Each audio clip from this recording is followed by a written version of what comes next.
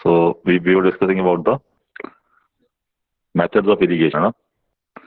थोड़ा सा देख लेते हैं इसको एक बार. So we had I told you two systems of irrigation. Firstly, it was sprinkler system, and this system is more useful on the uneven land where sufficient water is not available. ठीक है, कुछ land होते हैं, कुछ जमीन ऐसी होती है जो कि ऊपर नीचे होती है. तो उस केस में जैसे कि यहाँ पे देखिए कैसे फव्वारे लगा रखे हैं, तो वो फव्वारे से सिंचाई होती है. वेल से मोटर लगी है, it takes out water, then the water goes through this pipe to all the pipes in the field. और हर फील्ड में क्या है, हर पाइप से एक स्प्रिंकलर, एक फव्वारा निकल रहा है, और इस तरह वो खेत में पानी पूरा फैल जाता है. तो फायदा क्या है इसका? The perpendicular pipes having a rotating nozzle on the top and are joined to the main pipe at regular intervals. So because of this, the wastage of water is reduced. ठीक है ना? तो उससे पानी इतना वेस्ट नहीं होता.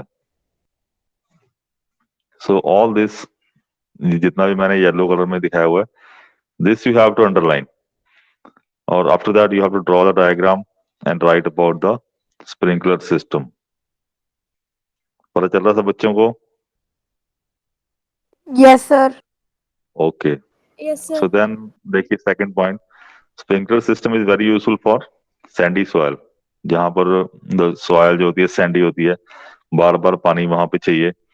तो अदरवाइज अगर पूरी फील्ड में, पूरे खेत में पानी लगाएंगे हम, तो सैंडी सॉइल तो पानी सोख लेती है बहुत ज्यादा, तो कितना पानी वेस्ट होगा. तो इसीलिए सैंडी सॉइल में स्प्रिंकलर सिस्टम काफी अच्छा है. स्पेशली मध्य प्रदेश का जो एरिया है, थोड़ा राजस्थान का एरिया है, वहां पे ये सिस्टम अभी भी यूज हो रहे हैं अभी. Okay. So our second topic is drip irrigation. What is drip irrigation? आपने डायग्राम भी ड्रॉ किया था. Look at this diagram. This is the diagram of drip irrigation. So what happens in this system? The water falls drop by drop. कहाँ पर? Just at the position of the roots. तो पूरे खेत में पानी नहीं लगाना है, सिर्फ जहां पर कोई पौधा है, उसकी जड़ें हैं, वहां पे ड्रॉप बाय ड्रॉप पानी गिरेगा. So this is called drip system. It is the best technique for watering fruit plants, gardens and trees. है ना? The system provides water to plant drop by drop, and water is not wasted. It is a boon in the region where availability of water is very poor. ठीक है, तो वहां पे ये एक वरदान है. बून का मतलब होता है वरदान. So you have already drawn this diagram. ये डायग्राम ऑलरेडी ड्रॉ कर लिया आप लोगों ने. अब आपने उसके बारे में लिखना है, ये जितना मैंने येलो में अंडरलाइन किया हुआ है. All right, so let us now move on to our next topic, which is protection from weeds. Firstly, what are weeds? Weeds क्या होते हैं? So weeds are the undesirable plants.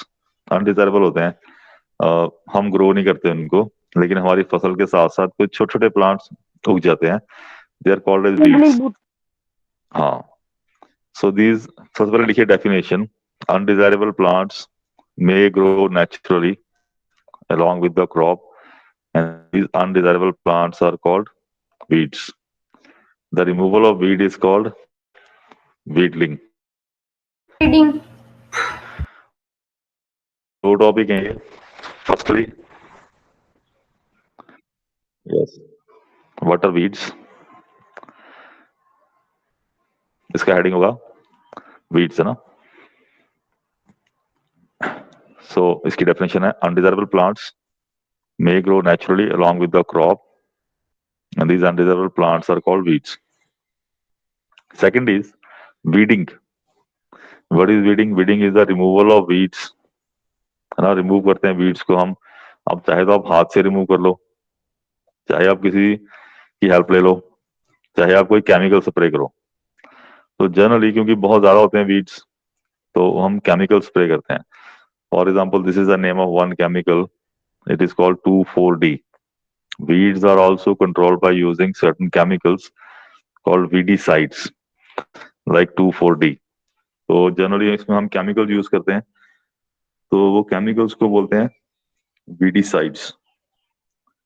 Okay, so this is another keyword कि what are weedicides. तो इसमें heading होगा weedicides and example is, what is the example? Example is 2,4-D. Okay, all right. So जब हम weeds को remove करने के लिए वीडीसाइड स्प्रे करते हैं, which is actually A poisonous substance, है ना। वीडीसाइड होते हैं, वो एक तरह का पॉइजन होता है। तो उसका छिड़काव करने के लिए तो हमें भी कुछ प्रिकॉशन लेने चाहिए, जैसे हमें अपने मुंह को, आंखों को ढकना चाहिए, क्योंकि अगर वो हमारी बॉडी के अंदर जाएंगे तो हमारा भी नुकसान कर सकते हैं। Okay, so that is why we should cover our nose and mouth with a piece of cloth during spraying of these chemicals. Okay, इतना पता चला सब बच्चों को? इतना Yes, मालूम चला sir. भाई? सो आगे चलते हैं। Our next topic is harvesting. तो देखिए, सबसे पहले हमने क्या किया था। सबसे पहले हमने अपने खेत को तैयार किया था, फिर हमने उसमें सोइंग की थी, पौधे लगाए थे, फिर हमने उनको पानी लगाया था, इरिगेशन किया था, फिर हमने वीडीसाइड्स वगैरह डाल के वीड्स को, जो अनवांटेड प्लांट्स इनको रिमूव किया। अब हमारी फसल पक चुकी है। अब हमें क्या करना है, उसको हार्वेस्ट करना है, कटाई करनी है उसकी। तो कटाई को बोलते हैं harvesting. Write down the definition of harvesting. The cutting of crop after it is mature is called harvesting. तो इसको आप मार्क करिए बुक के अंदर। Later on you have to write this in your notebook. Okay, so harvesting करने के लिए आमतौर पे जो सिकल है, दाती होती है जो, उसको यूज करते हैं। ठीक है, तो पहले तो ये बहुत लंबा चौड़ा प्रोसेस होता था, लेकिन आजकल क्योंकि कंबाइन यूज करते हैं, कंबाइन की मदद से आसानी से ये काम हो जाता है। तो पहले पहले तो बहुत दिन तक लोग जैसे फसल काटते रहते थे, हर रोज फसल काट, लोग कितने सारे लोगों को हेल्प लेते थे उनकी, फिर वो काटते थे फसल, फिर वो फसल को बांधते थे, फिर वो उस फसल को उठा उठा के वहां तक लेके आते थे जहां पर थ्रेशर लगे होते थे। थ्रेशर मतलब, सर मैं बताऊं? हाँ बताइए। हाँ, सर जो मशीन, सर जिस चीज से हम सर फसल में से अपने सीड्स, जैसे वीट के दाने और चावल वगैरह को सर पौधे से अलग करते हैं, उस जगह को सर थ्रेशर कहते हैं। हाँ, वेरी गुड, ठीक है, बिल्कुल।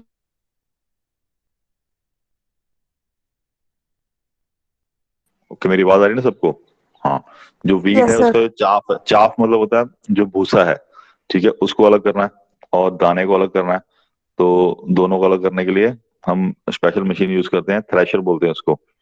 तो these are called threshing. The word is threshing. तो इसको करिए आप अंडरलाइन। ठीक है, यहाँ पर in the harvested crops the grain seeds need to be separated. जो येलो में है ना, इसी को करना है आपने underline. In the harvested crop the grain seeds need to be separated and from the chaff. Chaff मतलब जो तूड़ी है, वेस्ट है जो, है ना। This process is called threshing. But आजकल हम यूज कर रहे हैं कंबाइंस। तो कंबाइन में सारा का सारा प्रोसेस कंबाइन हो जाता है, तो हमारा काम काफी आसान हो जाता है। तो थ्रेशिंग तक सब बच्चों ने कर लिया ना अंडरलाइन? तो yes later on sir. You have to write. Yes तो सर। Now yes sir. उसके बाद क्या है कि, ओके, ठीक है, तो फिर हार्वेस्टिंग होती है। हार्वेस्टिंग हो गई हमारी। हार्वेस्टिंग होने के बाद बहुत सारे किसानों के पास थोड़ा फ्री टाइम होता है, जिसमें कुछ वो एंजॉय कर सकते हैं। इसलिए इस समय पे काफी सारे फेस्टिवल आते हैं, जैसे ये, है ना, festivals associated with the harvest season are called Pongal, Baisakhi, Holi, Diwali. Holi Diwali तो लेट आते हैं, लेकिन ये जो पोंगल है और बिहू है आसाम में, पोंगल इधर होता है साउथ इंडिया में, कर्नाटका में, केरला में, तेलंगाना में। तो यहाँ पंजाब सर में बैसाखी तमिलनाडु होती में। है। हाँ, तमिलनाडु में भी होता है, वेरी गुड। ठीक है, so all these are the harvest festivals. Okay, so now we have our crops. Crops हमारे पास आ गई, हमने हार्वेस्टिंग कर ली। अब उसको रखना भी तो है कहीं, क्योंकि बारिश आ गई फिर हमारी फसल खराब हो जाएगी, तो उसको हम घर में रखेंगे। लेकिन घर में तो इतनी जगह होती नहीं है, फसल तो सर बहुत ज्यादा गोडाउन। होती है। हाँ, तो उसको पहले तो हम उसको क्या करते हैं, गोदाम तो हर बंदे के पास नहीं होते, तो वो उसको सेल करते हैं मंडी में जाके, किसान जो है अपनी फसल को बेच देते हैं।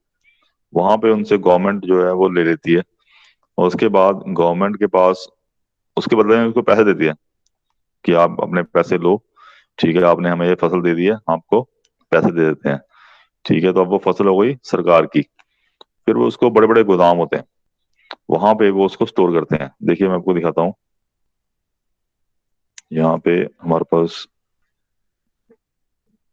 These are the pictures of some granaries, या गोदाम बोल दीजिए, या फिर साइलोस, साइलोस भी बोलते हैं इसको। This is the word silos. तो इस तरह से इसके ऊपर लिखा है FCI, which stand for food corporation of India. तो food corporation of India takes care of all the grains, they store them and then they take care of them. तो क्योंकि बड़े बड़े भी क्रॉप्स खराब हो जाती हैं, कीड़े कीड़े लग जाते हैं, चूहे खा लेते हैं उनको, या बारिश से मॉइस्चर से खराब हो जाती हैं, गीली हो जाती हैं, सड़ जाती हैं। आपने सारे के सारे कई बार न्यूज में देखा होगा। So this is another scene inside of a storage. ठीक है, जहाँ पे स्टोर किया हुआ है ये बोरियां, इसको कैसे लाइन में लगा के रखी हैं, सबकी काउंटिंग करी हुई है। ऐसा नहीं है कोई अपने घर ले जाए उठा के। ओके, तो जब भी लोगों को जरूरत होगी, तो then they will give them food from here. Okay, and generally the grains are stored in jute bags. Jute के बैग्स होते हैं ना उसमें, या फिर मेटेलिक बिन्स घरों में भी हम स्टोर करते हैं।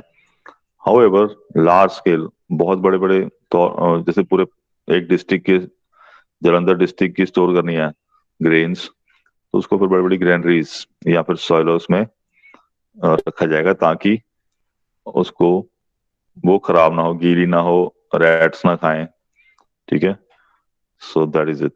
देन बहुत सारी इसमें चीजें मिला सकते हैं, जैसे ड्राइड नीम लीव्स, क्योंकि ये कीड़ा नहीं लगता है इनसे, या कोई केमिकल उसमें डाल सकते हैं। सर आपकी आवाज नहीं आ रही। आवाज तो आ रही है बेटा, आप देखो जरा। सर आ रही है। हाँ आ रही आ है रही है, आ सर। रही है। हाँ, सर आपकी आवाज ओके, नहीं आ रही। ठीक है, जिनको नहीं आ रही वो दोबारा एक बार ज्वाइन कर लो, करके ना डिस्कनेक्ट होकर फिर ज्वाइन कर लो दोबारा से। Okay, so our next topic is food from animals. So पहले तो हमने प्लांट्स की बात करी कि प्लांट से हम क्या क्या फूड लेते हैं ना। अभी क्या है कि एनिमल से भी हम बहुत सारे फूड्स ले सकते हैं। For example, this is a table here, so let us try to fill this table. Milk मिलता है हमें, फॉर एग्जाम्पल एक एग्जाम्पल दिया हुआ है, काऊ से, सर बफेलो से, शीप से, गॉट से। और क्या मिलता है एनिमल से? Sir egg. Egg, very good. Sir egg Honey. किससे मिलता है? हैंड से। हनी सर मिलता है, हनी। और वेरी, सर ठीक है मीट। ठीक है। मीट मिलता है, गुड। और घी।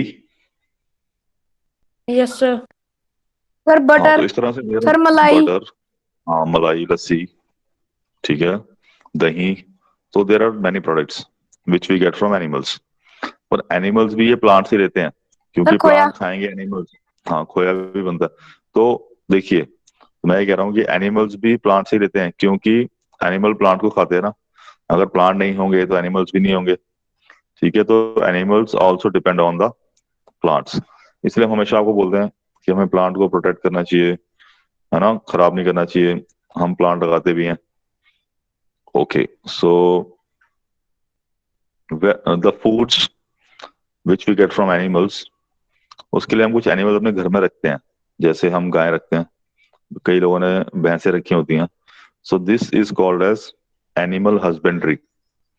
एनिमल हस्बेंड्री मतलब एनिमल्स को अपने घर में रखना, to get benefit from them. So let us now try to write the definition. So animals reared at home or in farms have to be provided with proper food, shelter, and care. When this is done on a large scale, it is called as animal husbandry. Okay. Yes sir. तो इस तरह से कई लोग poultry farming भी करते हैं, कई लोग फिश फार्मिंग भी करते हैं। तालाब होता है उसमें फिश फिश रखते हैं वो लोग, फिर उसको निकाल के बेचते हैं। ओके, इस तरह से बहुत सारे जो चीजें हैं they are associated with the agriculture. So this end our chapter here. Now look at the keywords here. इस साइड में कुछ कीवर्ड्स दे रखे हैं। एग्रीकल्चर प्रैक्टिस, इसमें कुछ कीवर्ड हमने लिखे हैं इंपॉर्टेंट इंपॉर्टेंट, ठीक है, सभी तो नहीं लिखे बट कुछ हमने लिखे हैं। एक बार आपको मैं रिवाइज करा दूं। एनिमल हस्बेंड्री लिखा है हमने, क्रॉप लिखा है, फर्टिलाइजर, ग्रेनरीज लिखा है, हार्वेस्टिंग, इरिगेशन, खारीफ, मैन्योर, और साइलोस, सोइंग, थ्रेशिंग लिखा हमने, और वीडीसाइड। सो दिस एक वर्ड रहेगा विनोइंग, है ना। विनोइंग जो है इट इज आल्सो इम्पोर्टेंट। मैं थोड़ा सा आपको दिखा दूं। हाँ, यहाँ सर पे देखें, विनोइंग यहाँ सर पर। थ्रे हाँ, विनोइंग। विनोइंग बताया उसको, दाने और चाफ को सेपरेट करना हवा से, ठीक है, that is called as winnowing. So where is it.